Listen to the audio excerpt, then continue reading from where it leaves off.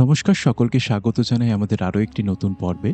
এই পর্বে আপনাদের সামনে তুলে ধরব পশ্চিমবঙ্গের মালদা জেলার এক অত্যন্ত আকর্ষণীয় ঐতিহাসিক স্থান বল্লাল সেনের রাজবাড়ি। বেশ কিছুদিন আগে মালদা পৌঁছেছিলাম তৎকালীন গৌড়টাকে একটু ঘুরে দেখব বলে, এবং আমার যে দেখার জায়গাগুলির তালিকা ছিল তার মধ্যে অন্যতম এই বল্লাল সেনের রাজবাড়ি। এক প্রত্যন্ত গ্রামীণ এলাকায় আজও অবহেলায় পড়ে রয়েছে এই রাজবাড়িটি। সত্যি, একসময় কতই না জাঁকজমকে ভরা ছিল এই রাজবাড়ি। প্রকৃতির নিয়মে আজ সবই ফিকে হয়ে গেছে, পড়ে রয়েছে এক ভঙ্গুর ধ্বংসাবশেষ। এই ধ্বংসাবশেষের কিছু অংশই আপনাদের সামনে তুলে ধরার চেষ্টা করব এই ভিডিওর মাধ্যমে।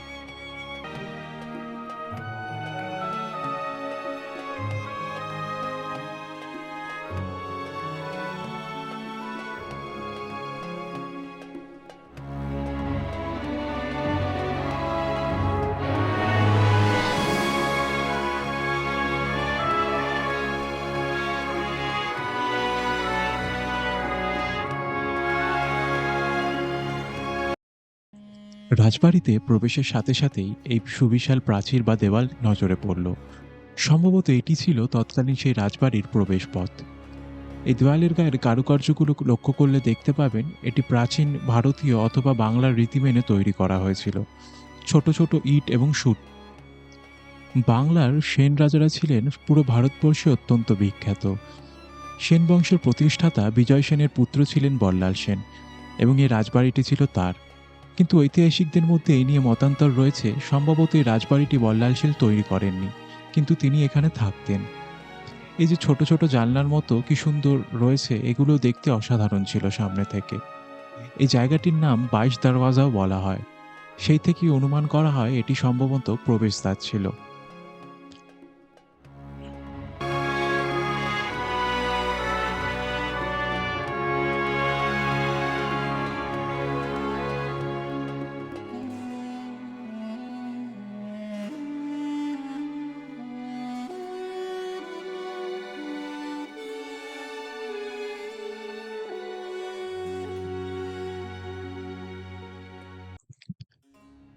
এখন চলে এসেছি সেই বহুল প্রতীক্ষিত রাজবাড়ির একেবারে সামনে। এই জায়গাটি দেখে যতই না ভালো লাগছিল, সেই সাথে একটু খারাপও লাগছিল। এই জায়গাটি ছিল প্রাচীন সেন বংশের রাজা বল্লাল সেনের তৎকালীন রাজত্বের এবং বাংলার শিল্পরীতির একটি নিদর্শন বলতে পারেন। কিন্তু বর্তমানে এই জায়গাটিতে কোনো রক্ষণাবেক্ষণ নেই। এইভাবে এত সুন্দর একটি ঐতিহাসিক স্থান কতদিন সুরক্ষিত থাকবে, সেই নিয়ে সত্যিই সন্দেহ প্রকাশ করতে হয়। চারিদিকে সুবিস্তৃত আমবাগান এবং মাঝখানে এই রাজবাড়ি। অসম্ভব একটি প্রাকৃতিক দৃশ্য বলতে পারেন। নিজেই সাক্ষী হয়েছিলাম এই ঐতিহাসিক মুহূর্তের।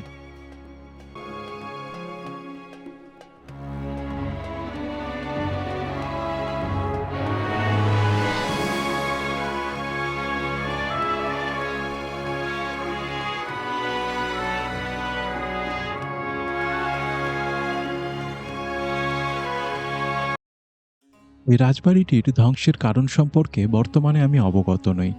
বিভিন্ন কারণে এই রাজবাড়ি ধ্বংস হয়ে থাকতে পারে। হতে পারে কোনো বহিঃশত্রুর আক্রমণ বা কোনো প্রাকৃতিক বিপর্যয়। কিন্তু এই রাজবাড়ির যেটুকু অংশ বর্তমানে অবশিষ্ট রয়েছে, সেগুলোই ঘুরে ঘুরে দেখছিলাম।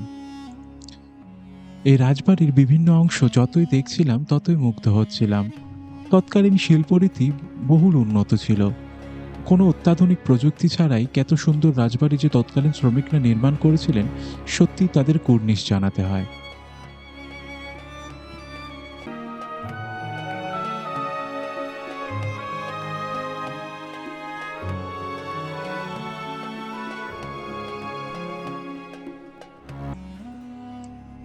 এগিয়ে চলেছি আরেকটু আগের দিকে। একটু এগিয়েই চোখে পড়ল এই বড় বড় গম্বুজগুলি। সুবিশাল আকৃতির এই গম্বুজগুলি দেখে মনে হলো সম্ভবত এগুলোর ওপরেই তৈরি হয়েছিল সেই রাজবাড়িটি।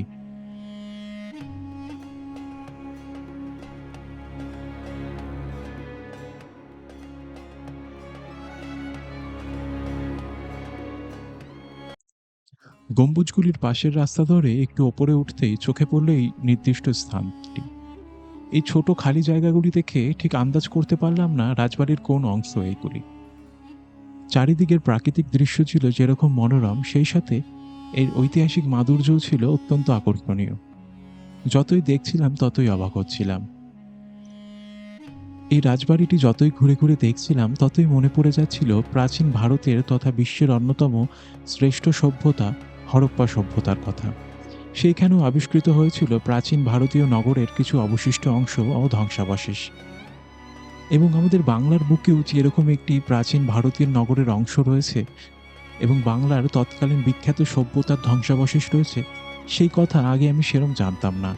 মালদা গিয়ে খোঁজখবর করে জানতে পারি। এবং সত্যি কথা বলছি, এই জায়গা কিন্তু আমাকে কোনোভাবেই নিরাশ করেনি।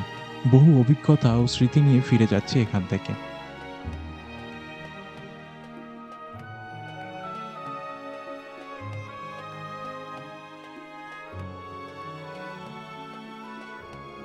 আপনারা যারা মালদায় রয়েছেন বা ঘুরতে যাবেন ভাবছেন, তারা কিন্তু অবশ্যই এই জায়গাটিও ঘুরে দেখতে পারেন।